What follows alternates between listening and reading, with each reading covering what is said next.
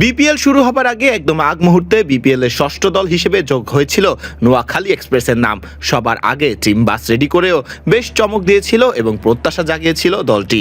নোয়াখালীর ক্রিকেট ভক্তরা ভেবেছিল এবার হয়তো বিপিএল এর শিরোপা ঘরে তুলবে নোয়াখালী এক্সপ্রেস দলটাই। তবে তার হলো কোথায়? বিপিএল থেকে যে ছিটকে গেল সৌম্য সরকার, জাকের আলী অনিক এবং হাসান মাহমুদের দল নোয়াখালী এক্সপ্রেস। মাঠের ক্রিকেটে নিজেদের মেলে ধরতে না পারলেও নোয়াখালী এক্সপ্রেসকে মনে রাখার মতো বেশ কিছু ঘটনাই ঘটেছে এবারের বিপিএলে। কিভাবে ভুলে যাবেন মোহাম্মদ নবী এবং হাসান ইসাখিলের কথা? পিতা পুত্র একসাথে ব্যাটিং করে ঢাকা ক্যাপিটালসকে বিপাকে ফেলে দিয়েছিল ব্যাট হাতে। পৃথিবী সেদিন দেখেছিল কোনো বাবা ছেলেকে একসাথে একই দলে ক্রিজে ব্যাটিং করতে দেখতে। কে ভুলতে পারবে সেই বিষয়টি?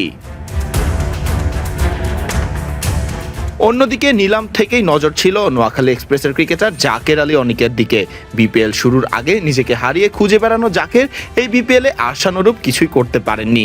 তবে তবুও বেশ কিছু ম্যাচে ব্যাট চালিয়ে গেছেন জাকের আলী অনিক। বাড়তি নজরটা কেড়েছেন বল হাতে হাসান মাহমুদ। বিপিএল এর সিলেট পর্ব শেষ করেন হাসান সেরা উইকেট শিকারী হয়েই। মাঠের ক্রিকেটের বাইরেও বেশ আলোচনায় ছিল নোয়াখালী এক্সপ্রেস। কোচ খালেদ মাহমুদ সুজন এবং তালহা জুবায়ের অভিমান করেই মাঠ ছেড়ে চলে গিয়েছিলেন। আবার ফিরেছেনও, মাঠে নেমেছে নোয়াখালী। তবে নোয়াখালী এক্সপ্রেসের পারফরমেন্সের দিক থেকে পিছিয়ে থাকায় দলটি বিদায় নিল বিপিএল এর এবারের আসর থেকে। ঢাকা পর্বের প্রথম ম্যাচে চট্টগ্রাম রয়্যালসের কাছে হেরে নিজেদের বিপিএল থেকে বাদ হওয়াটা পাকাপোক্ত করে নিল একদম নোয়াখালী এক্সপ্রেস।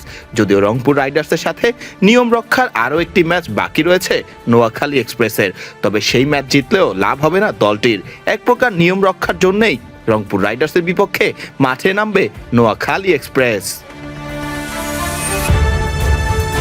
ফরদিন রহমান সকাল, বিডি ক্রিক টাইম।